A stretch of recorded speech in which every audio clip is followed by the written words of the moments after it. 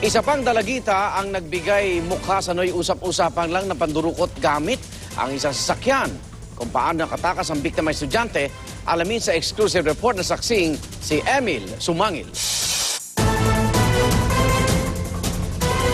Dalagang hubad ba ng makalabas sa sasakyan nang dumukot at humalay umano sa kanya at 14 anyos na babaeng dinukot malapit sa pinapasukang paaralan sa Makati nang minules siya raw sa sasakyan bago siya nakatakas sa isang gasolinahan. Kasunod nila, isa pang menor de edad ang nagbigay mukha sa dating usap-usapan lang na kaso ng pandurukot gamit ang isang sasakyan. Itinago natin siya sa pangalang Rina, 15 anyos at grade 9 student sa isang public school sa Taguig.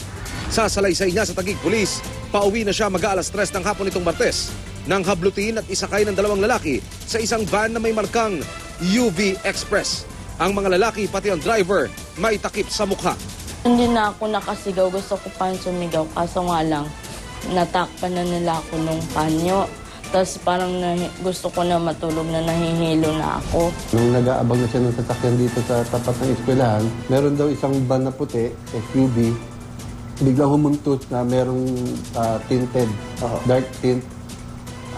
Bigla lang huminto sa tabi niya, tapos bigla sa pilitan daw siyang kinuha. Nang magising, nasa hulihang bahagi na raw siya ng van na hindi niya naplakahan. Naririnig ko po yung usapan nila, sabi nila ibebenta daw po ako. Sabi na, edi sa sobrang takot ko po, pinihit ko po yung yung bukasan sa likod.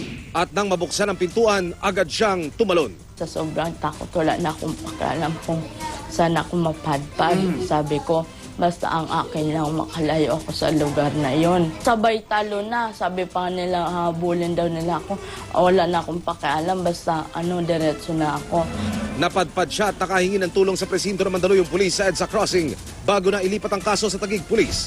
Wala man lang silang awa kung anong gagawin nila sa mga huhuli nila. Opo. Yan yung gusto kong mangyari talaga, mahuhuli. Ang kasong ito, dagdag sa 3 iba pang naitala ng Southern Police District pero hindi naman daw iisa ang mga grupong dumukot. Tumbok na raw ng pulisya ang suspect sa huling pagdukot matapos matunto ng ginamit na sasakyan.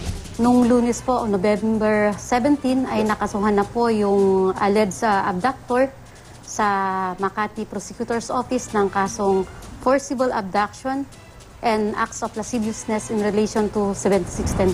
Ako si Emil Sumangil, ang inyong saksi.